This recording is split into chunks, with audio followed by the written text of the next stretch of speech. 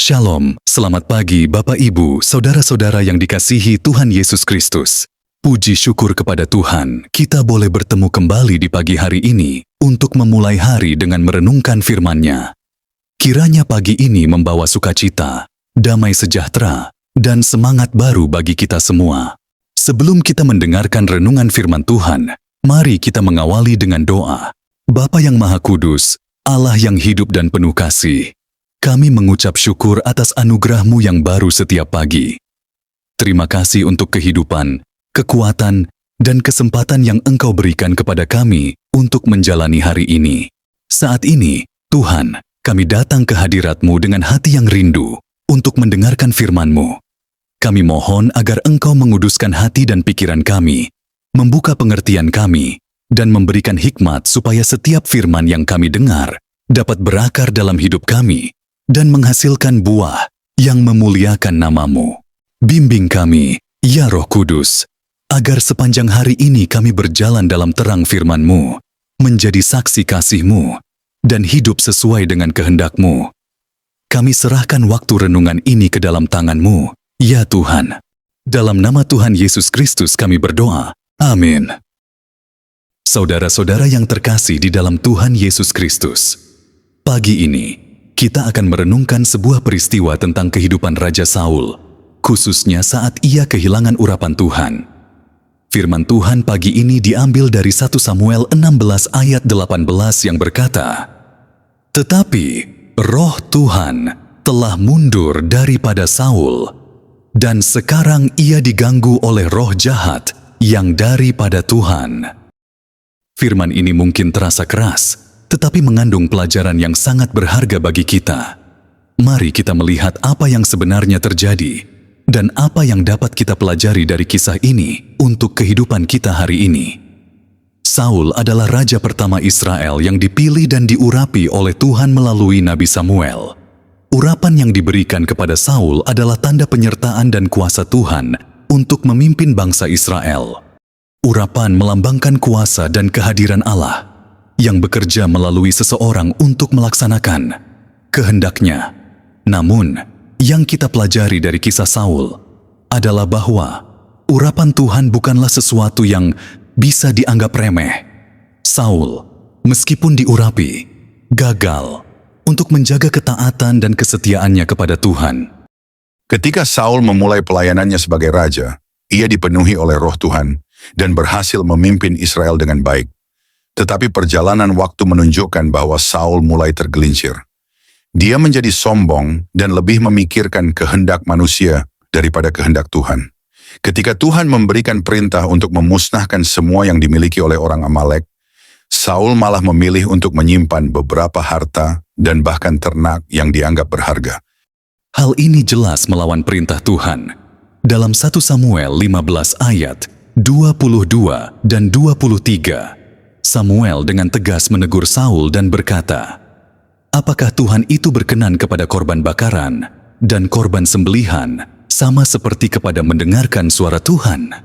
Sesungguhnya, mendengarkan lebih baik daripada korban sembelihan, memperhatikan lebih baik daripada lemak domba-domba jantan." Dosa ketidaktaatan dan kesombongan inilah yang membuat Saul kehilangan urapan Tuhan. Firman Tuhan menyatakan bahwa roh Tuhan telah meninggalkan Saul dan dia menjadi rentan terhadap gangguan roh jahat. Kehilangan urapan Tuhan membuat Saul kehilangan damai sejahtera, hikmat, dan kuasa yang ia butuhkan untuk menjalankan tugasnya sebagai raja. Saudara-saudara yang dikasihi Tuhan, kisah Saul ini menjadi peringatan yang sangat penting bagi kita. Tanpa urapan Tuhan, kita tidak akan mampu menjalani kehidupan rohani dengan benar. Sama seperti Saul, kita juga dipanggil dan dipilih oleh Tuhan untuk tujuan tertentu. Setiap dari kita adalah alat di tangan Tuhan, dan kita hanya dapat berfungsi dengan baik jika hidup kita dipenuhi oleh Roh Kudus. Namun, kita harus ingat bahwa urapan Tuhan harus dijaga dengan ketaatan dan kerendahan hati. Hidup dalam urapan berarti hidup dalam penyertaan Tuhan setiap hari.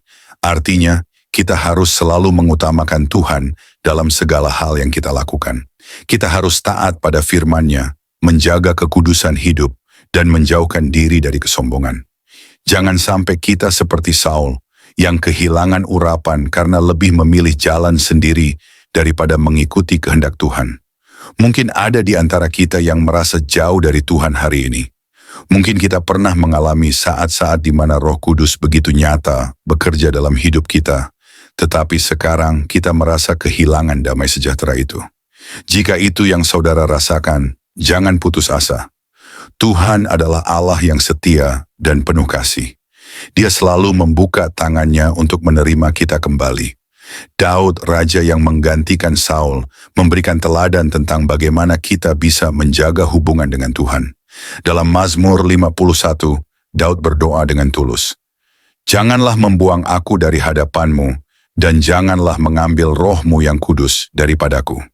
Ini adalah doa seorang yang sungguh-sungguh rindu untuk tetap hidup dalam urapan Tuhan. Hari ini, mari kita introspeksi diri. Apakah kita sudah hidup dalam ketaatan kepada Tuhan? Apakah kita sudah mengandalkan Roh Kudus dalam setiap aspek hidup kita?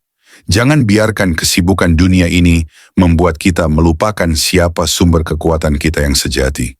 Ingatlah, tanpa Tuhan, kita tidak bisa berbuat apa-apa. Jika saudara merasa ada yang perlu dipulihkan dalam hubungan saudara dengan Tuhan, mari kita datang kepadanya dengan hati yang hancur dan penuh kerendahan. Tuhan tidak pernah menolak hati yang berserah kepadanya. Dia adalah Allah yang memulihkan, dan Dia rindu untuk mencurahkan roh-Nya kembali atas kita.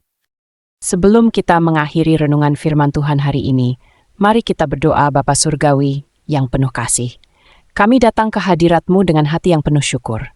Terima kasih ya Tuhan atas kasih karunia-Mu yang tak terhingga, yang Engkau curahkan kepada kami setiap hari. Terima kasih atas firman-Mu yang telah Engkau berikan kepada kami, yang menjadi penuntun hidup kami, sumber kekuatan kami, dan penghiburan dalam setiap keadaan. Kami mengakui bahwa Engkau adalah sumber segala kebaikan, dan kami bersyukur karena dapat merasakan kehadiran-Mu di dalam hidup kami.